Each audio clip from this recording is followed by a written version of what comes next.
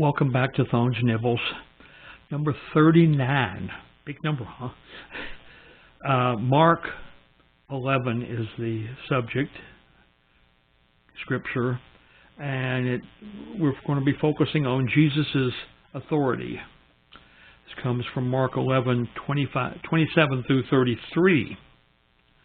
Then they came again to Jerusalem, and as he was walking in the temple, the chief priests, the scribes, and the elders came to him, and they said to him, "By what authority are you doing these things?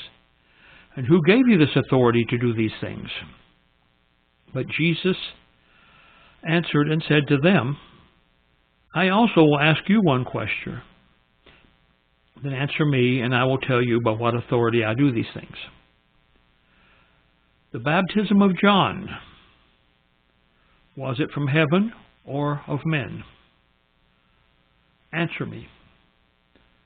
And they reasoned among themselves, saying, "If we say, from heaven," he will say, "Then why didn't you believe him? But if we say, from men," they feared the people. For all counted John to have been a prophet indeed. So they answered and said to Jesus, "We do not know." And Jesus answered and said to them, "Neither will I tell you by what authority I do these things." Jesus is questioned about his authority. Why is this in the Bible? And I have two answers for that.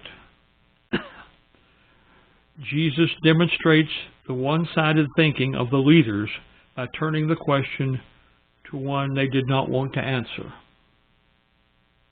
He outsmarted them, basically. And to demonstrate the foolishness of the intellectual games these experts were playing.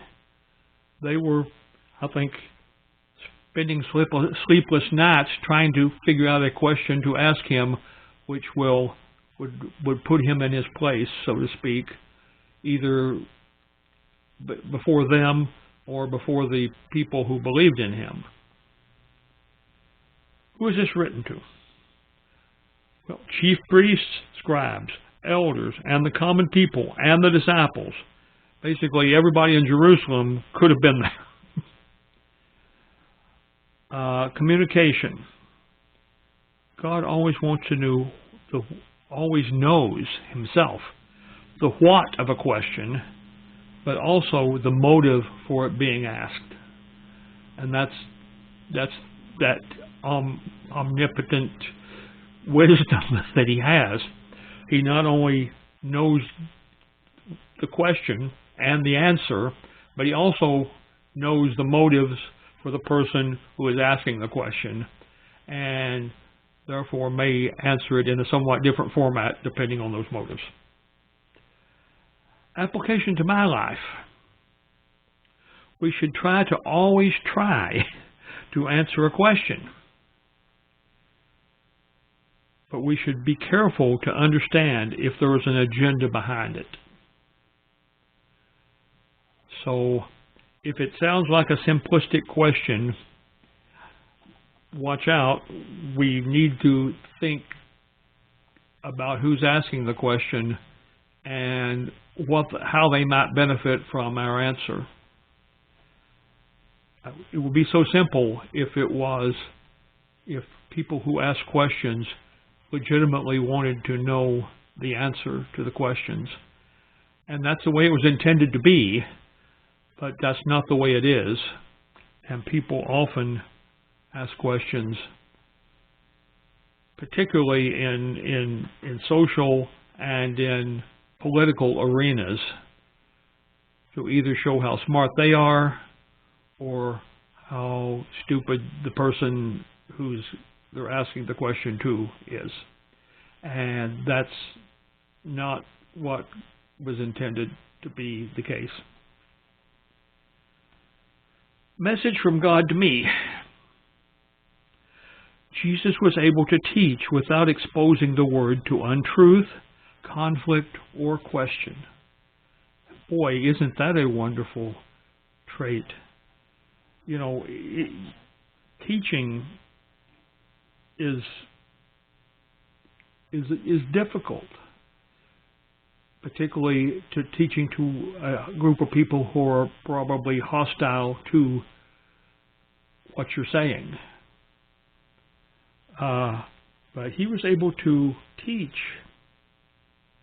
without either making the word appear to be untrue or to cause conflict by the answer that he gives, or to bring question to the truth of anything that was said. My personal response: Lord, help me perceive the spirit of a question as an aid to the proper response. Perception is very important in ministry. It's important in understanding the agenda of the person who is you're talking with. If they're just looking something to throw off on Christianity, which is the untruth or the conflict thing that we were talking about in the last analysis. And so we need to have a perception, also if we're just going out and we're soul winning and we come up to a person, it will be good in the first few sentences of our conversation, which by the way should have nothing to do with what we're actually wanting to say, just to get some rapport going with the person. If we discover that the person has an agenda and any conversation they have is subject to being used in that agenda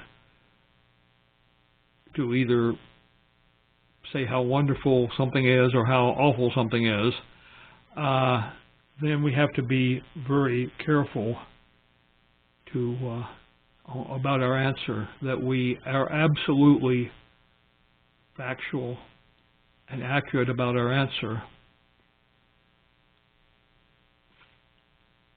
So that's my thinking on that. And clearly this is a complex subject which has many books have been written on such things. So that's the end of this nibble, and see you next time.